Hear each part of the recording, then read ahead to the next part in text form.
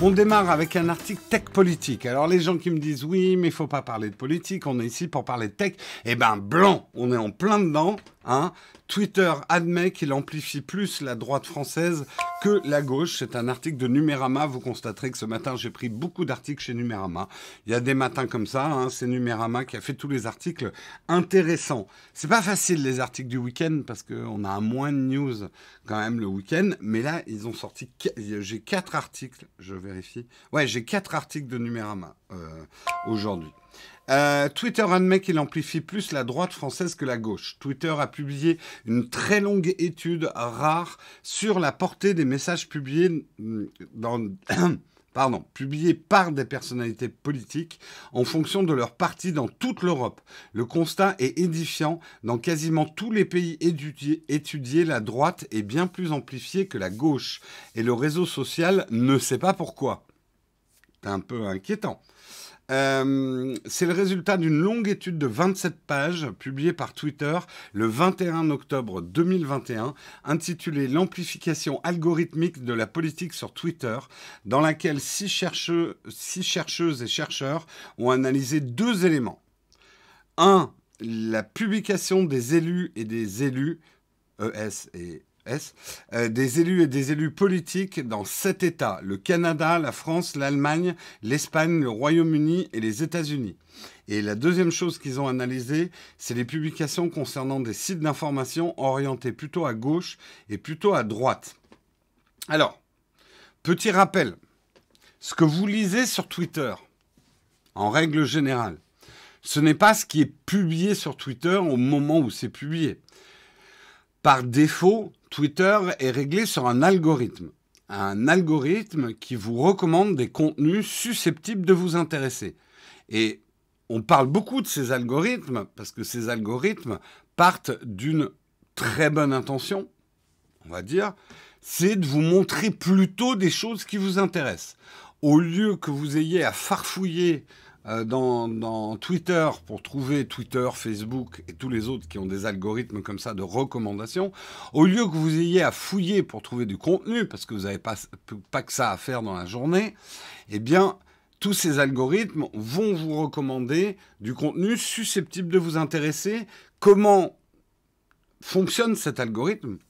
Cet algorithme, il y a plein de choses qu'il prend en compte, dont vos précédents clics, vos précédents tweets, qui vous êtes, ce qui vous a intéressé avant, ce sur quoi vous avez réagi, ce qui intéresse le monde, les trending topics, ce qui a généré de la réaction aussi, et tout ça, il compile tout ça. Voilà, ça c'est le bruit d'un algorithme qui compile. Il compile tout ça et il vous présente devant les yeux ce qui est susceptible de vous intéresser. Tout ça part d'une bonne intention, mais on sait aussi que c'est la cause majeure des problèmes des réseaux sociaux aujourd'hui. Les phénomènes de bulles, les phénomènes, effectivement, comme les gens sont plus attirés par des choses, on va dire, un peu malsaines, un peu voyeuristes, un peu indignation, un peu scandale, que ça a tendance, du coup, à ramener des choses pas forcément positives devant vos yeux. Et en fait, l'algorithme de Twitter qui décide à travers un processus de machine learning, le logiciel apprend constamment en fonction de vos actions ce qu'il va afficher en haut de votre fil d'accueil. Et c'est précisément ces choix qui ont été analysés par les auteurs et autrices de l'étude du 21 octobre. Donc ce qu'ils ont analysé, c'est qu'est-ce que Twitter recommande et spécifiquement quels sont les tweets qu'ils recommandent au niveau politique.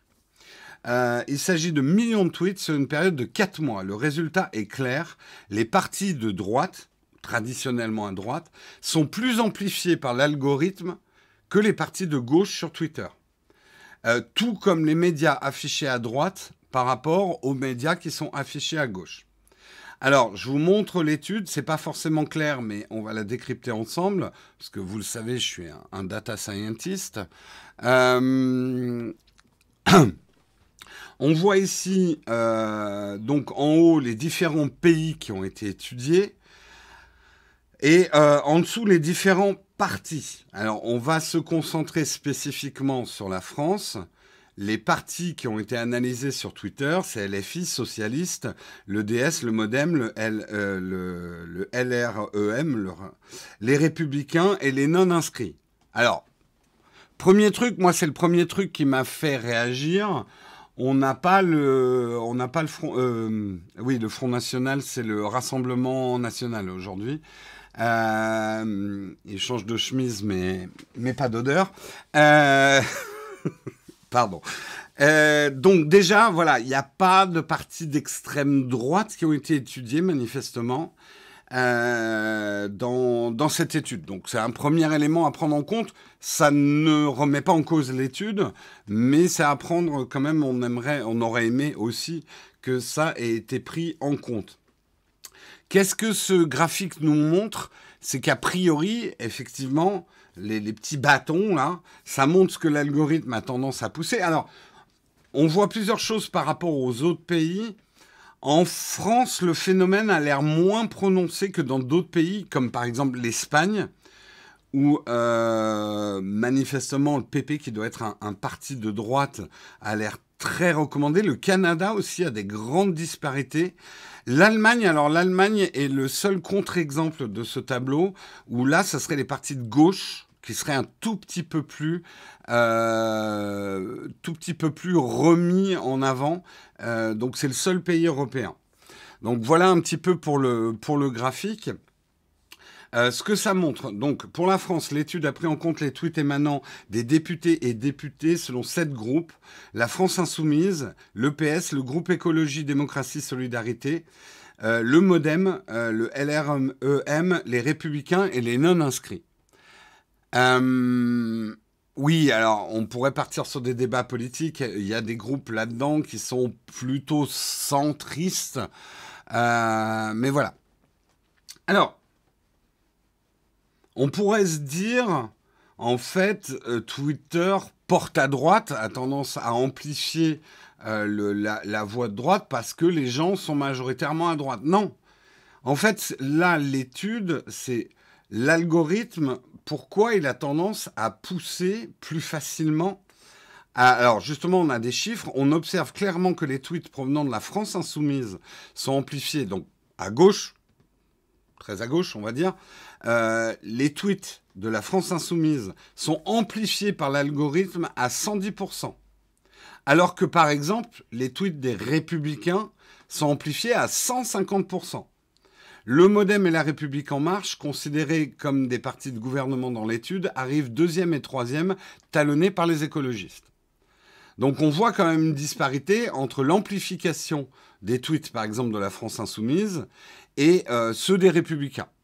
D'où vient ce biais, en fait? En résumé, Twitter admet que les tweets provenant des députés des Républicains sont plus souvent affichés dans les timelines, non chronologiquement, des utilisateurs et utilisatrices que ceux de la France insoumise, du PS ou des non-inscrits. Ce déséquilibre est globalement similaire à ce qu'on constate aux États-Unis et au Japon. Il est plus important que celui de l'Allemagne. Et comme je vous l'ai dit, l'Allemagne, c'est l'exemple qui ne confirme pas la règle. Moins flagrant au Canada, où la droite est amplifiée à 160% contre 50% pour la gauche. Alors, c'est là que Twitter, malgré toutes ses bonnes intentions en termes de transparence, le fait qu'il livre cette étude, c'est quand même une preuve de transparence, eh ben, ils sont un peu embarrassés, Twitter. Pourquoi?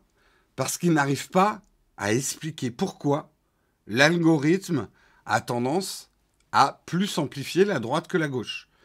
La plateforme ne parvient pas exactement à dire pourquoi son algorithme privilégie les contenus de droite par rapport à ceux de gauche. Ils disent, et là c'est entre guillemets, Twitter a réussi à identifier les causes de ce motif qui se dessine. C'est considérablement...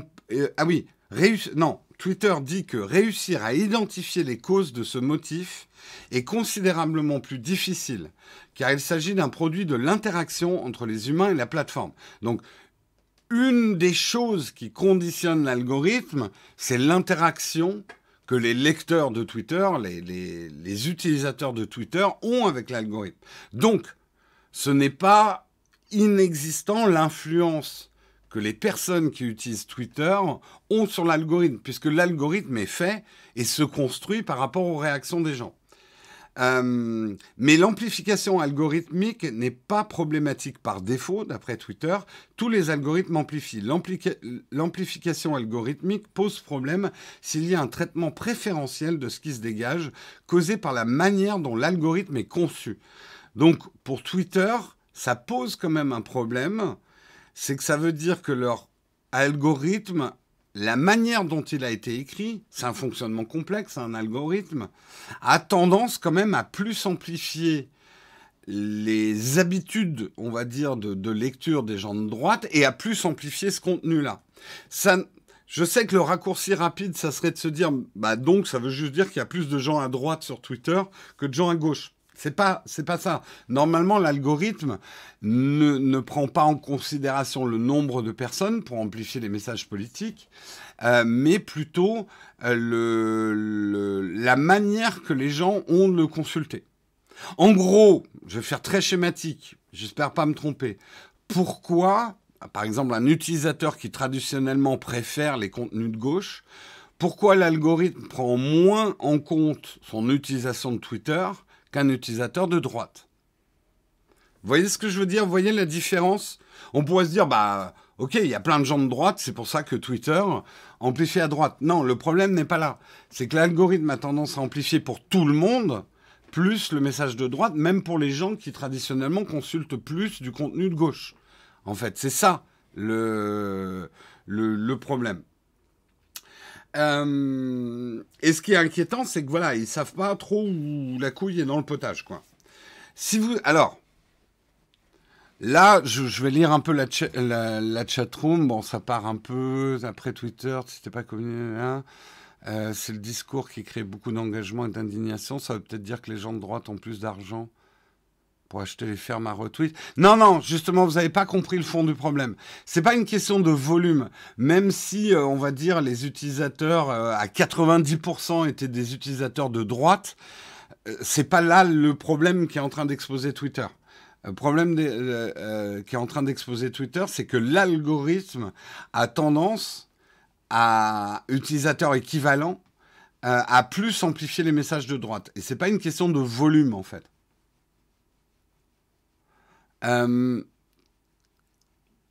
Est-ce que sortir, ça ne serait pas essayer de donner un coup de pouce, essayer de prendre parti de partis politiques en Europe, parce que ce qui se doute très bien de ce genre de choses va être utilisé pour la gauche, pour les placer en victime. Ouh là, là tu vas loin dans le... Je pense que les gens qui ont fait l'algorithme de Twitter, ça leur pose un problème. Parce que l'algorithme doit d'une certaine façon être neutre. Et ça serait normal. Effectivement, si on s'aperçoit qu'il y a des lignes de code dans l'algorithme qui auraient tendance à dire, bon, tu vas amplifier plus les messages de ces parties-là que de ces parties-là, c'est un énorme problème pour Twitter. A priori, c'est pas ce qui est écrit en dur dans l'algorithme, mais c'est quand même un phénomène qui se produit. Et ils ont besoin de temps pour étudier d'où vient ce phénomène, en fait.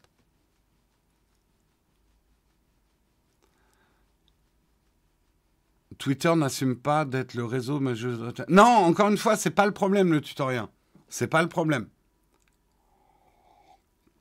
Alors justement, par rapport à tout ce qu'on a dit, vous vous dites peut-être, moi, j'ai pas trop envie que l'algorithme intervienne énormément dans mes consultations. Comment diminuer l'action de l'algorithme dans ce que vous lisez sur Twitter?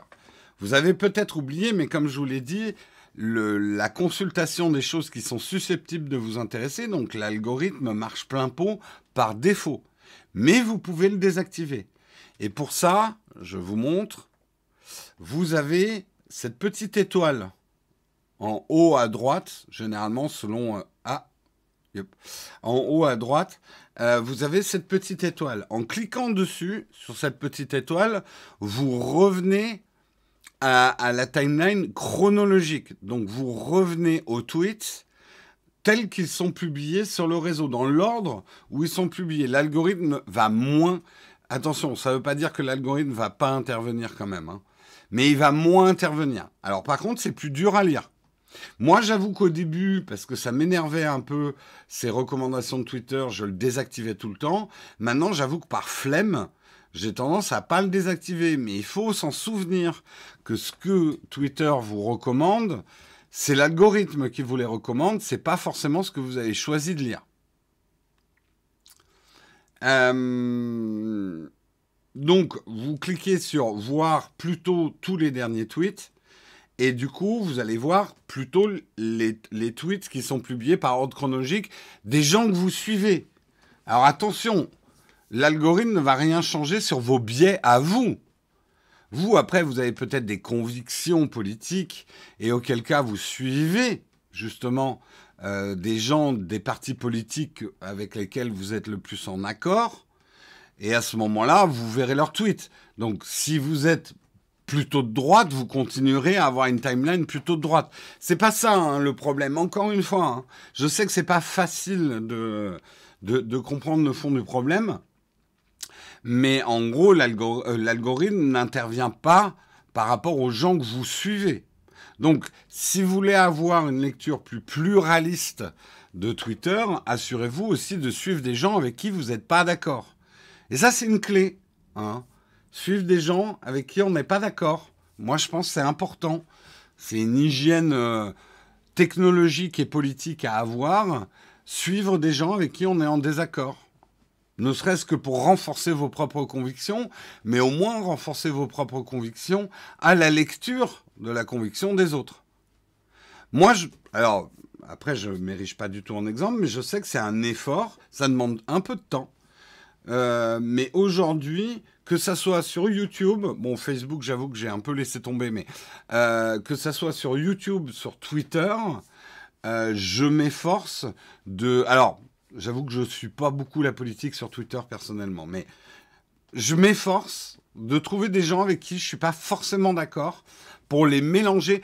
C'est là où quand même vous avez une intervention sur l'algorithme. Vous pouvez dire à l'algorithme, ça m'intéresse. Mais c'est à vous de le faire, c'est un acte. C'est bien beau de dire, ouais, ces réseaux sociaux, ils nous mettent dans des bulles, ils nous pourrissent. Qu'est-ce que vous avez fait, vous, pour casser votre bulle ? Je sais que je l'ai surtout fait sur YouTube. YouTube, je suis des gens avec qui je suis pas d'accord. Et je suis aussi... Alors, je suis pas des chaînes que j'aime pas parce que je trouve que leur contenu est pas top. Mais je me suis efforcé de suivre des chaînes où généralement je suis pas d'accord avec le fond. J'aime bien la forme. Ça, la forme quand même. Je suis des chaînes dont la forme est importante. Mais je suis des chaînes avec lesquelles le fond, je suis pas trop d'accord. Pas forcément les intéresse, mais qui ont déjà... Trump, faudrait pas que c'est un cas européen en plus, ouais, tout à fait. C'est pas épier la concurrence, c'est ouvrir ses chakras. Comment voulez-vous être sûr de vos convictions si vous les confrontez pas aux convictions des autres? C'est facile d'être sûr de détenir la vérité si vous restez avec des gens avec qui vous êtes d'accord. C'est pas ça, la véritable interrogation politique. La véritable interrogation politique, c'est de se confronter aux idées des autres, ne serait-ce que pour tester la résistance des vôtres. Encore une fois.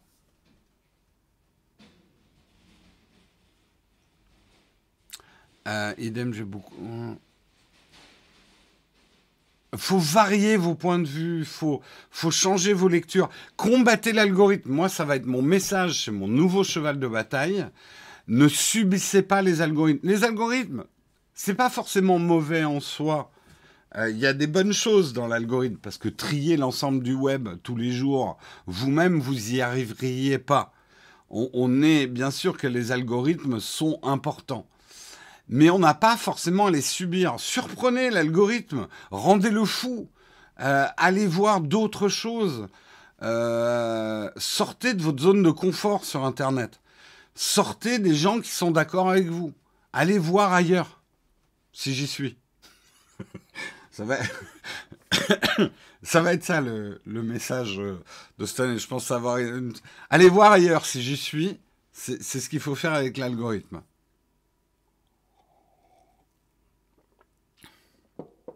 Ne serait-ce que pour vous apercevoir que tout le monde ne pense pas comme vous. Et ça, c'est hyper important.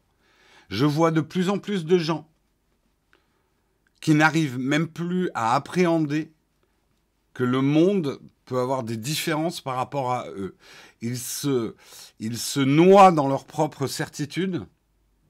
Et du coup, quand ils voient par hasard quelqu'un qui a une autre expression que la leur, ou une autre vision du monde, ils sont là, mais il est complètement... Mais il est à l'ouest, le mec. Comment on peut penser un truc pareil? Parce que c'est tellement en dehors de leur sphère qu'ils n'arrivent... Il n'y a plus de... Voilà, il n'y a plus de discussion. Et on a vu les problèmes que ça pouvait engendrer. C'est le gros problème des algorithmes, c'est la polarisation. Et on a vu ce que ça a donné aux États-Unis. À mon avis, on va voir ce que ça va donner en France dans pas longtemps. Le discours politique est de plus en plus polarisé. On ne s'intéresse même plus, on ne lit même plus le discours politique des autres. On les cancel. Voilà, on les shadow. Voilà, les autres n'existent pas, ils ont forcément tort. Je suis dans ma... Voilà.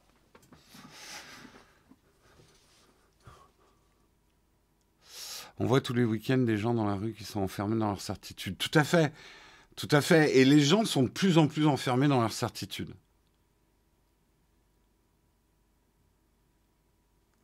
Alors, j'ai pif. Tu peux prendre des exemples extrêmes. Je ne vous dis pas d'aller vous baigner dans la fange de Twitter. On la connaît, la fange. Les extrêmes. Tous les extrêmes, c'est la fange. Je ne vous dis pas d'aller vous baigner là-dedans. C'est pas ça d'ouvrir ses chakras. Mais c'est quand même de vous intéresser, on va dire, aux branches modérées qui ont un discours différent du vôtre. Les extrémistes, je ne peux pas vous parler parce que je ne vous comprends pas, quel que soit votre extrême. Là, j'avoue, de temps en temps, quand même, j'essaie... Mais bon, là, oui, c'est pour ça que je vous dis, n'allez pas non plus voir les extrêmes si vous n'êtes pas quelqu'un d'extrémiste, quoi. Après, si vous êtes quelqu'un d'extrémiste, je ne sais pas quoi vous conseiller. Je suppute que les gens qui sont dans les extrêmes ont plus tendance à aller lire les autres extrêmes. Ne serait-ce que pour s'énerver un peu plus, mais...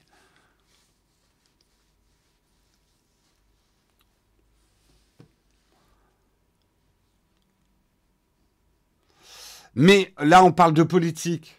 Mais revenons à la tech, et j'arrêterai l'article là-dessus. Le fanboyisme, le militantisme tech. Ah, de toute façon, j'achèterai jamais rien chez Apple. Apple, c'est des méchants. Et mais il est complètement con, ce mec, de dire que ce produit Apple est pas cher. Apple, c'est toujours cher. Et de l'autre côté, où de toute façon, les produits Android, ça marche pas. C'est de la merde. C'est des trucs qu'on fout à la poubelle. C'est jamais mis à jour. Il n'y a rien qui marche sur Android. Voilà, je vous ai montré un discours polarisé tech, ne pas s'intéresser à ce qui se passe à côté, c'est pas une vision très technophile. Un technophile devrait s'intéresser à toutes les techs. Le fanboyisme, n'oubliez pas que le fanboyisme léger ou lourd est une manœuvre marketing. On l'avait bien vu dans l'interview croisée Steve Jobs-Bill Gates. Ces deux mecs-là s'entendaient très bien. C'est leur marketing qui a compris qu'en polarisant les consommateurs, oh, je suis pro-Apple, je suis anti le reste, ou je suis anti-Apple, je suis pro Windows, ou je suis pro-Android. C'est un discours marketing fait pour vous fidéliser à une marque. Mais comme nous, on le sait, les technophiles, voilà, Apple, il utilise des écrans Samsung et qu'il y a du bon dans toutes les techs, quoi.